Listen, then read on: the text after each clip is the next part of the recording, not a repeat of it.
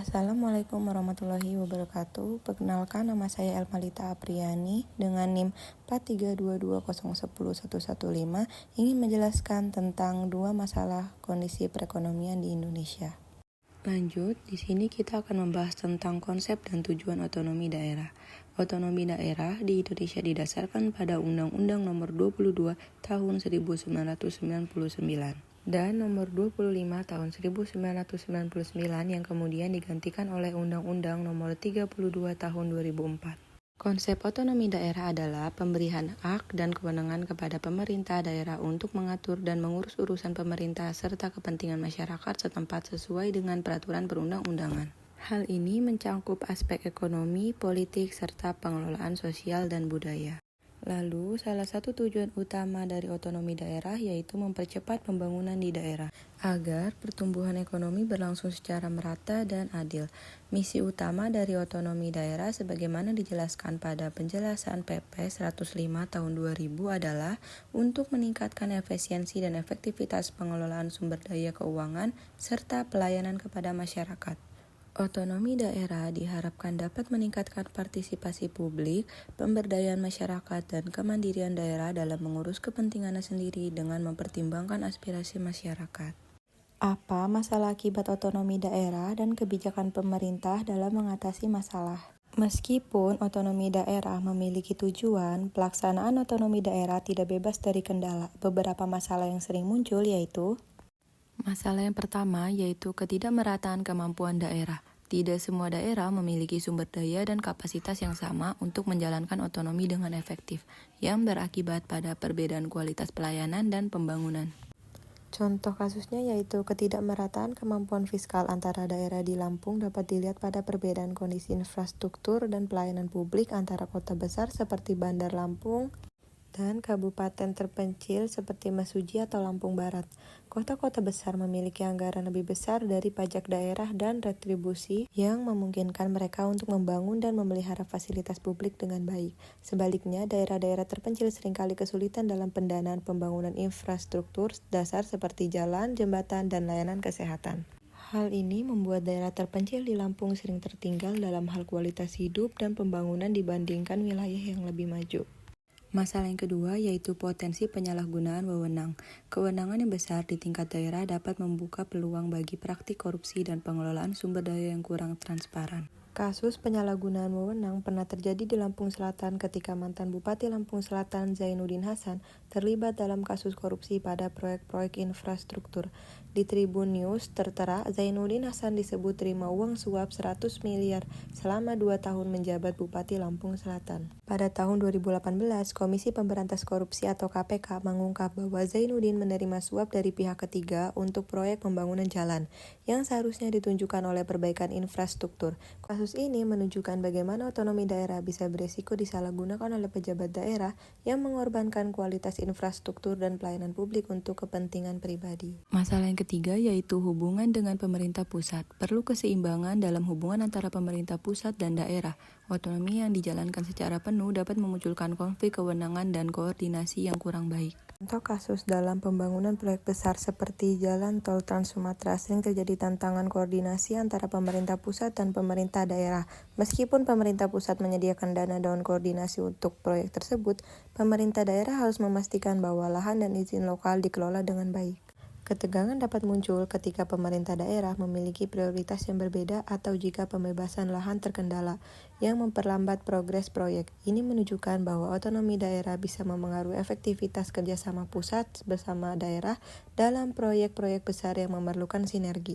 Kasus jalanan rusak di Lampung yang viral pada tahun 2023 masuk dalam masalah pertama yaitu ketidakmerataan kemampuan daerah. Banyak daerah di Lampung khususnya di wilayah-wilayah terpencil mengalami kesulitan anggaran untuk perbaikan dan pemeliharaan jalan. Kondisi jalanan yang rusak menunjukkan bahwa anggaran daerah tidak cukup untuk menangani infrastruktur yang memadai. Sehingga pemerintah pusat akhirnya menawarkan bantuan. Hal ini juga menyentuh masalah ketiga yaitu hubungan dengan pemerintah pusat, di mana pemerintah pusat harus turun tangan setelah pemerintah daerah dianggap belum mampu mengatasi masalah jalan rusak tersebut secara optimal. Untuk mengatasi akibat masalah otonomi, pemerintah pusat bertindak sebagai pengawas dalam penyelenggaraan otonomi daerah. Pembinaan dan fasilitas dari pemerintah pusat dimaksudkan untuk memastikan bahwa pelaksanaan otonomi daerah sesuai dengan prinsip yang telah ditetapkan, yaitu otonomi yang nyata, bertanggung jawab, serta berorientasi pada kesejahteraan masyarakat. Selain itu, kebijakan ini bertujuan untuk menjamin keserasian hubungan antara pemerintah pusat dan daerah, serta antara satu daerah dengan daerah lainnya. Pemerintah pusat juga mewajibkan adanya perencanaan pembangunan daerah yang disusun berdasarkan data akurat dan dapat dipertanggungjawabkan dengan melibatkan berbagai pendekatan seperti pendekatan partisipatif dan penyelarasan antara jenjang pemerintahan. Selanjutnya, ada penjelasan tentang kebijakan fiskal yang dilakukan oleh pemerintah guna percepatan pembangunan struktural di Indonesia. Secara garis besar, jenis dan macam-macam kebijakan fiskal dibagi menjadi dua, yaitu kebijakan fiskal dilihat dari segi teori dan kebijakan fiskal dilihat dari segi penerimaan dan pengeluaran.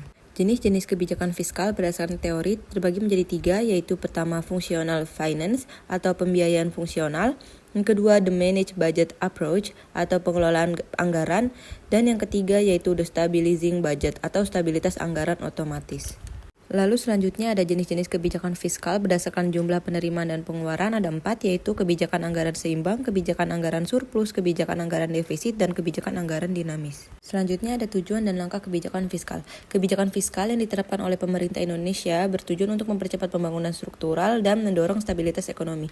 Berikut beberapa langkah kebijakan yang dilakukan pemerintah untuk mencapai tujuan tersebut. Yang pertama yaitu peningkatan investasi. Pemerintah menerapkan kebijakan fiskal untuk meningkatkan investasi di sektor swasta dan publik.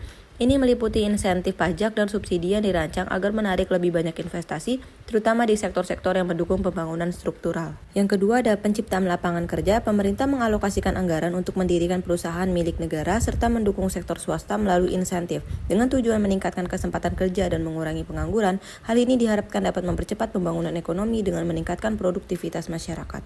Tiga, ada stabilitas ekonomi. Untuk menjaga stabilitas ekonomi dalam menghadapi ketidakpastian internasional, pemerintah menerapkan pajak ekspor dan impor yang strategis. Ini dilakukan untuk melindungi ekonomi domestik dari dampak fluktuasi harga internasional dan mempertahankan keseimbangan fundamental ekonomi. Selanjutnya keempat yaitu pengendalian inflasi. Kebijakan fiskal juga digunakan untuk mengendalikan inflasi melalui penerapan pajak progresif dan pajak komoditi.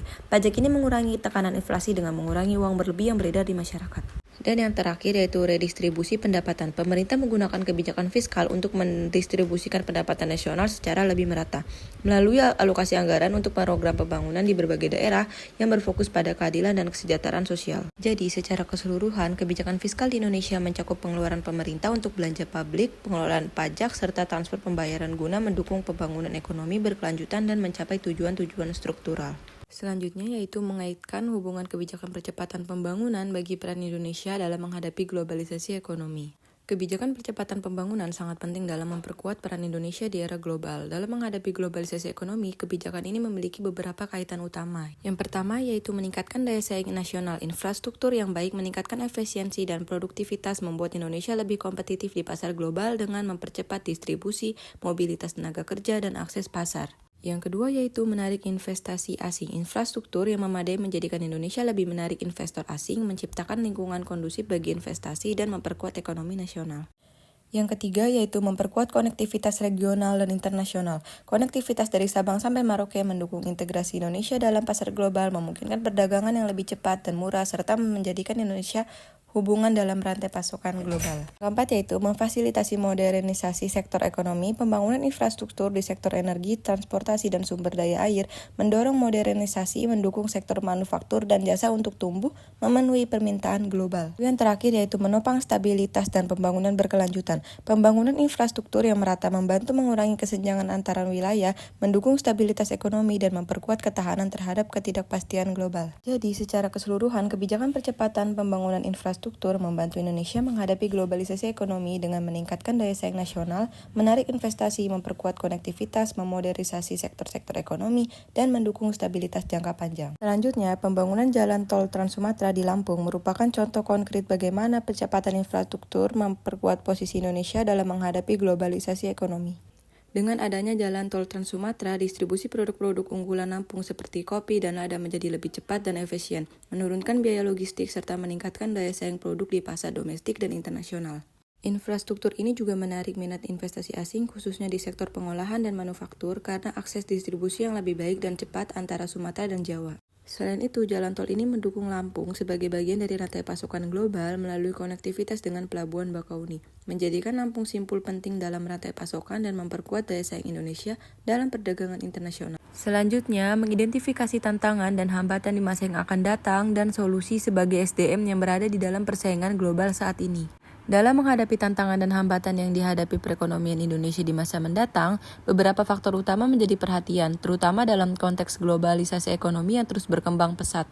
Tantangan pertama adalah bersaing dengan negara-negara besar seperti Uni Eropa, Amerika Serikat, Tiongkok, dan India yang memiliki produk domestik bruto atau PDB tinggi dan mampu memproduksi barang dan jasa berkualitas tinggi dengan harga kompetitif. Hal ini menuntut Indonesia untuk meningkatkan inovasi, efisiensi produksi, dan adaptasi terhadap standar internasional dalam kualitas dan layanan. Tantangan berikutnya adalah meningkatkan kompetensi SDM Indonesia, terutama dalam bidang teknologi dan inovasi untuk bersaing di pasar global. Penguasaan teknologi sangat penting karena banyak aktivitas bisnis beralih ke ranah digital. Selain keterampilan teknis, peningkatan kualitas SDM juga mencakup soft skill seperti berpikir kritis, komunikasi lintas budaya, dan keterampilan berbahasa asing, khususnya bahasa Inggris sebagai bahasa bisnis internasional. Selain tantangan utama, terdapat hambatan seperti ketimpangan akses teknologi di daerah pelosok dan pedesaan yang membatasi edukasi teknologi dan adopsi pembayaran digital. Hal ini menghambat pemerataan pengembangan SDM dan mengurangi potensi digitalisasi ekonomi Indonesia. Selain itu, pandemi menambah hambatan bagi pemulihan ekonomi dengan pembatasan operasional perusahaan, pengurangan jumlah karyawan, dan penurunan kapasitas produksi yang berdampak pada pendapatan nasional.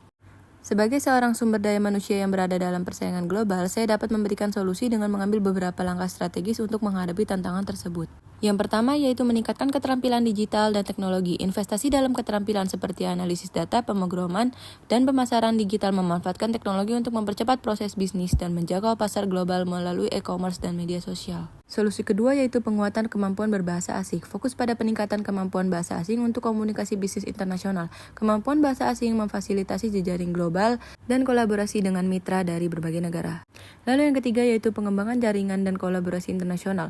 Dengan membangun jejaring dan kolaborasi dengan organisasi atau perusahaan internasional, mendapatkan wawasan dan pengalaman profesional dalam skala global melalui kolaborasi lintas negara. Solusi yang keempat yaitu pemanfaatan platform digital untuk pemasaran produk lokal, menggunakan platform e-commerce dan media sosial untuk memperkenalkan produk lokal ke pasar internasional, mendukung pertumbuhan ekspor dan meningkatkan daya saing Indonesia di kancah internasional melalui digitalisasi perdagangan. Lalu solusi yang terakhir yaitu penguatan kualitas SDM untuk daya saing global. Melalui peningkatan keterampilan, adaptasi teknologi digital, dan kerjasama internasional, SDM Indonesia dapat berkontribusi pada pertumbuhan ekonomi berkelanjutan, berperan aktif dalam memperkuat posisi Indonesia di pasar global, serta meningkatkan kualitas SDM nasional. Sekian dari video saya, thanks for watching. Wassalamualaikum warahmatullahi wabarakatuh.